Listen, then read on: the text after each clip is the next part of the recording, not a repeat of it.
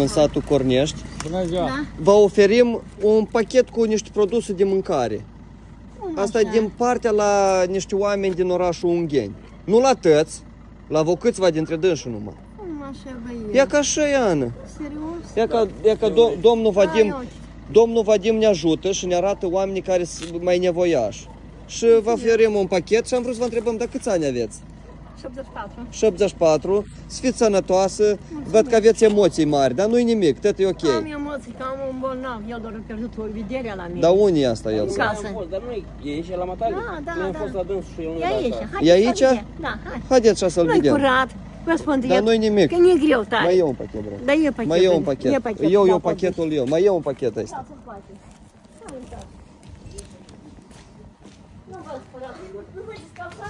Dar unde se află el?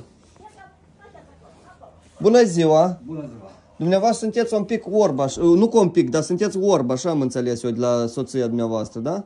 Sau de la doamna? Da, ce v-a spus? Vă oferim un pachet de mâncare aici. Poftim, țineți. Un pachet de mâncare și... Aici stă lui femeia și da. Și câți ani aveți? Puteți să-mi spuneți? Eu? Da. 86 de ani. 86 aveți, da? Dar cum ați pierdut vederea, dacă nu-i secret? Nu e secret, de la tensiune. De la tensiune? Da. De la tensiune ridicată, da? Da, de la tensiune ridicată. Dar n-ați fost sfarșic în viața dumneavoastră? N-ați fost... Am fost sudor profesionistă, nu... Nu, tot ok. Și am vrut să întreb, dar ați fost sudor câți ani? Da. Eu am fost în jurul la... Dați-l cu aia și nu vă uitați. Nu, lăsați.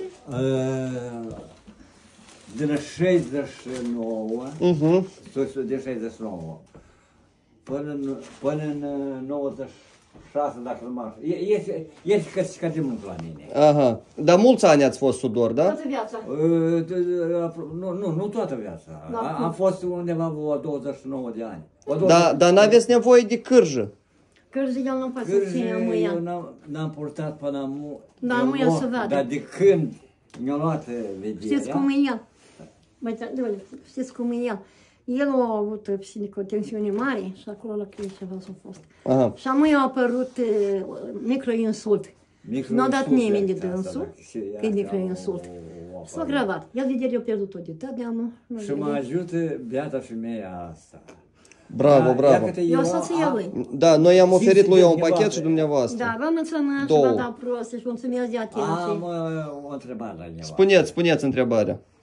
Cine ești? Eu sunt un băiet simplu, pachetele astea sunt făcute din niște oameni buni din orașul Ungheni și noi venim la oameni nevoiași. Și domnul Vadim ne însoțește pe noi ca la oamenii ăștia să ajungem. Ajutor. Eu, iată și istoria am. Am, să nu spun misiuni peste